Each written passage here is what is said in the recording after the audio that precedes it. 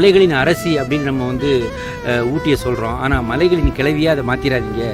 ஏன்னா அங்கங்கே பிளாஸ்டிக்கு குப்பை கூட பாட்டிலு அது இது இப்போ எல்லாம் என்டர்டெயின்மெண்ட்டுக்காகவும் இயற்கையை ரசிக்கிறதுக்காகவும் அவ்வளோ மக்கள் வராங்க. இந்தியாவில் வெளிநாட்டில் தான் வராங்க. ஆனால் இந்த இடத்த குப்பையாக்கிட்டு போகக்கூடாது. அவங்க அதை பண்ணிட்டு போயிடுறாங்க. அதனால தான் நீங்கள் போடுற பிளாஸ்டிக்கை ஆடு மாடுகள் சாப்பிட்ருது, கடைசியில் அதுங்க செத்துருது. நமக்கு பால் கொடுக்க வேண்டியது ஒரு பெரிய இது எல்லா மக்களுமே உணர வேண்டிய ஒரு விஷயங்க. இது மட்டும் இல்லை, ஊட்டி மட்டும் இல்லை, கொடைக்கானல் எடுத்துக்காங்க, ஏற்காடு எடுத்துக்காங்க, எந்த ஹில் ஸ்டேஷனாக இருந்தாலுமே அங்கே போய் ஜாலியாக நண்பர்களோடு இருந்துட்டு அங்கே பிளாஸ்டிக் கழிவுகளை அங்கே போட்டுட்டு வருது, உடஞ்ச கண்ணாடி பீஸ் அங்கே அந்த பாட்டில் உடச்சி அங்கே போட்டு வர்றது, இது போன்ற விஷயங்களில் தயவு செய்து பொதுமக்கள் இறங்கக்கூடாது. இது இயற்கை நமக்கு கொடுத்த கொடை, ஊட்டி தமிழ்நாட்டுக்கு கொடுத்த கொடை. அதை நம்ம சரியாக பயன்படுத்தணும். இங்கே ரொம்ப நல்லாவே இருக்காங்க. ஊட்டி மக்களை பொறுத்த வரைக்கும் அவங்களுக்கு இந்த அவேர்னஸ் இருக்குது.